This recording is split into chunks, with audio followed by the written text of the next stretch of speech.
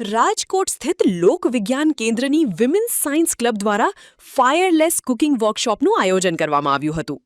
આ વર્કશોપમાં તજજ્ઞ હેતલબેન કરિયા દ્વારા 50 જેટલા શિબિરાર્થીઓને આગ કે વીજળીના ઉપયોગ વગર સ્વાદિષ્ટ અને પૌષ્ટિક વાનગીઓ બનાવવાની કળા શીખવવામાં આવી હતી, જેમાં પ્રોટીન ભેળ, પૌવાની ભેળ અને પ્રોટીન લાડુ જેવી આરોગ્યપ્રદ વાનગીઓનું પ્રત્યક્ષ નિદર્શન કરવામાં આવ્યું હતું. અંજનાબેન દવેના માર્ગદર્શન હેઠળ તૃપ્તિબેન ચૌહાણ દ્વારા આ સમગ્ર કાર્યક્રમનું સફળ સંચાલન કરાયું હતું.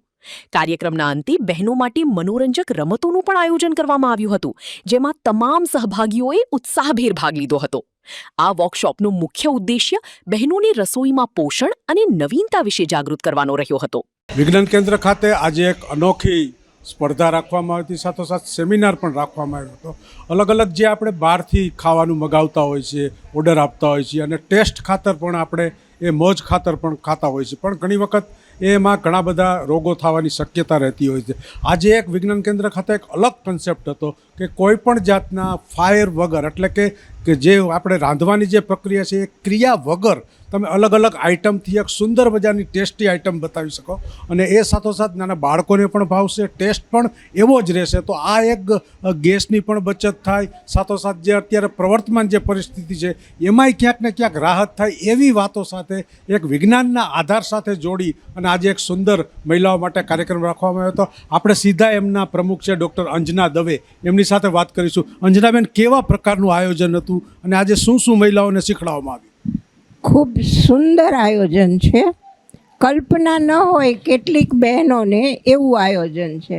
એ બહેનો એવું કહી શકાય કે રાંધવાથી કંટાળે છે, તો આ કંટાળો એ દૂર થશે. આયોજન એવું છે કે મીઠાશે આવશે, સ્વાદે આવશે અને પૌષ્ટિકતા સંપૂર્ણ સરભર છે, કારણ કે પ્રોટીનથી ભરપૂર છે. અને બાકીના મસાલા તૈયાર જે કંઈ આપણે કરીએ છીએ, એ કોથમરી હોય કે પછી કાકડી હોય કે જેમાં વિટામિન્સ પણ છે, આ ઉપરાંત જુદા જુદા પ્રકારના આયર્ન છે કે કોઈ પણ વસ્તુ, કેલ્શિયમ છે કે ફોસ્ફેટ છે કે એ પણ આપણને આમાંથી મળી રહે. એટલે કાચું ખાવાથી પેટમાં દુખે એ પહેલાં તો કાઢી નાખવાની જરૂર છે. આપણે જે કાચું પલાળીને ફણગાવીને ખાઈએ છીએ એનાથી વધારે પ્રોટીન મળે છે, અને એ પ્રોટીન શરીરને, નાના બાળકોને કેટલું જરૂરી છે એ તો આહાર નિષ્ણાત તમને ખરેખર વર્ણન કરે ત્યારે જ ખબર પડે કે આપણો સ્નાયુ કેટલો બળવાન બનાવવો છે. તો આવા પૌષ્ટિક આહાર બનાવવા જોઈએ, આવા ઘરગથ્થુ આહાર બનાવવા જોઈએ, બાળકોને એના પ્રત્યે આકર્ષિત કરવા જોઈએ અને શીખવવાય જોઈએ. હું કાર્યાબેનને કહીશ કે એ શીખવવાની એમની જે તજજ્ઞ તરીકે નિષ્ણાત જે માહિતી આપે છે એ પણ આપણને આપે. ખાસ કરી અને જે અલગ અલગ પ્રકારની જે બનાવવામાં અત્યારે રીત તમે જે કરી, એમાં જે વસ્તુ નાખી અને શું તમે ક્રિએશન કર્યું એ વિશે દર્શકોને માહિતી આપો. ચોક્કસ. હું કોઈ એવી મોટી કુક એક્સપર્ટ નથી, બધાની જેમ એક મધર છું, પણ મારો હેતુ એ જ છે કે આપણે બાળકોને ઓનલાઈન ફૂડની જે એપ છે એનાથી દૂર કરીએ અને ઘરે એ ઇઝીલી, ક્વિકલી, ફટાફટ પોતાની જાતે બનાવીને ખાઈ શકે એવી રેસીપી બનાવીએ. એના માટે આજે મેં એક પ્રોટીન રીચ ભેળ બનાવી હતી બધાની સામે લાઈવ, અને બીજું કે પ્રોટીન લાડુ બનાવેલા હતા. પ્રોટીન રીચ જે ભેળ બનાવી હતી એમાં આપણે ઘરના જ બધા ઇન્ગ્રીડિયન્ટ્સનો ઉપયોગ કરેલો હતો, કે ભાઈ ફણગાવેલા મગ, મઠ, ચણા એ બધાને મેં પલાળી અને ફણગાવી દીધા હતા, અને સાથે આપણે પૌવા બટેટામાં જે પૌવા વાપરીએ એ રેગ્યુલર પૌવાનો, ચોખાના પૌવાને જ પલાળી દીધા હતા, અને એ બધાને મિક્સ કરી એમાં બધો ઘરના જ મસાલા, મરચું, મીઠું, હળદર, ધાણા જીરું, ચાટ મસાલો અને સાથે બધા વેજીટેબલ્સને આપણે ગ્રાઇન્ડ કરીને, ખમણીને અથવા ઝીણા પીસ કરીને તમને જે રીતે ટેસ્ટમાં ભાવે એ રીતે તમે યુઝ કરી શકો છો. તો એક ખૂબ સરસ સુંદર ભેળ બનીને તૈયાર થઈ ગઈ છે. એવી તો ઘણી આઈટમ છે. તમે પૌવાના, કઠોળના દહીંવડા બનાવી શકો છો.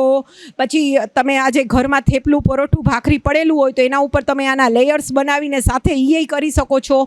અને તમે એને થોડું પણ કુકિંગ બાળકોને શીખડાવવું હોય કે જે ઓછા ટાઈમમાં બની શકે, તો એ તમે આને કડક કરી રોટલીને તવા ઉપર અને આ ભેળ માથે લગાવી તો તમને એનો આખો પીઝા જેવો ટેંગી લુક આવશે.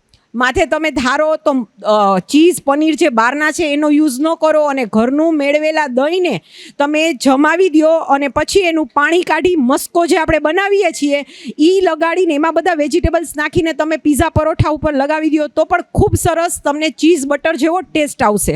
બરાબર છે. આવું તો ઘણું બધું છે. જો એક માતા ઈચ્છે તો પોતાના બાળકને આવી નાની સ્વીટ પૌષ્ટિક રેસિપીઝ ઘરે જ બનાવીને શીખડાવી શકે અને એને પોતે કુકિંગનું કેટલું મહત્ત્વ છે એ બાળકને સમજાશે. એ આખા કન્સેપ્ટ સાથે આપણે અહીંયા લોક વિજ્ઞાન કેન્દ્રમાં મળ્યા છીએ. Thank you. ખાસ કરીને જે લાડવા બનાવ્યા હતા, તો લાડવા શું? લાડવા જે આપણે બનાવ્યા છે એ દાળિયા, શેકેલા દાળિયા બજારમાં અવેલેબલ છે જ. બરાબર. એના ફોતરા કાઢે અથવા ફોતરા વગરના બી મળે જ છે. એને આપણે મિક્સરમાં પીસી લીધા, સાથે સાકર પીસી લીધી, એમાં એલચી, પછી તમારે કોઈ પણ ડ્રાયફ્રૂટ નાખવો હોય તો શેકેલા તલનો પાવડર નાખવો હોય તો એ બધું નાખી બાઇન્ડિંગ કરી લેવાનું અને નાના નાના લાડુ બનાવી દેવાના. બાળકોને જે અત્યારે ઓનલાઈન ચોકલેટ સાથે ખાય છે એના કરતાં ઘરે એમાં જો તમે ચોકલેટ પાવડર નાખી દો સાથે તો એ જ વસ્તુ ચોકલેટ લાડુ બની જશે, પણ પ્રોટીન રીચ ચોકલેટ લાડુ બનશે. ઓકે. મહિલાઓ માટે અલગ અલગ પ્રકારના કાર્યક્રમો લોકવિજ્ઞાન કેન્દ્ર ખાતે યોજવામાં આવે છે.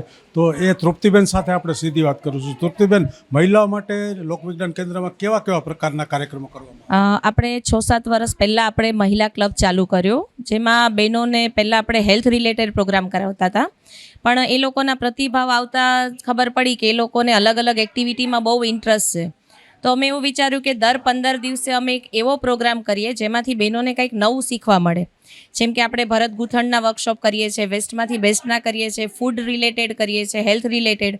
એટલે એમાંથી એ લોકો આપણી પાસેથી કંઈક નવું લઈને જાય. એ હેતુથી અમારા અંજના મેડમનો એક વિચાર હતો કે આપણે બહેનોને એવી રીતે આગળ લાવીએ કે બાળકો તો આપણે સાયન્સમાં આવે જ છે, પણ બહેનો પણ સાયન્સમાં જોડાય અને બાળકો સાથે રહીને કંઈક નવું ક્રિએટિવ વસ્તુ કરે અને પોતાને આગળ લાવવાનો એક મોકો મળે. બસ આ હેતુથી અમે આ પ્રોગ્રામ કર્યો. એટલે જ આજે અમે જે આ ફાયરલેસ કુકિંગનો વર્કશોપ રાખ્યો છે એની સાથે આજે આપણે એક બહેનો માટે ગેમ્સનું આયોજન કર્યું છે. એટલે ખાઓ પીઓ અને થોડી મસ્તી કરો, એ હેતુથી આપણે આજનો આ પ્રોગ્રામ રાખ્યો છે. અને ઘણા બધા એવા વર્કશોપ છે જે દર 15 દિવસે અમે એક બહેનો અને બાળકો માટેના કરીએ છીએ. એટલે વધુ બહેનો અમારી સાથે જોડાય અને સાયન્સ અને મેથ્સ છે, સાયન્સ છે કે આર્ટ્સ છે એને વધુ માહિતગાર બને, એ જ હેતુ છે અમારા વિજ્ઞાન કેન્દ્રનો. કોઈને જોડાવવું હોય તો કેવી રીતે?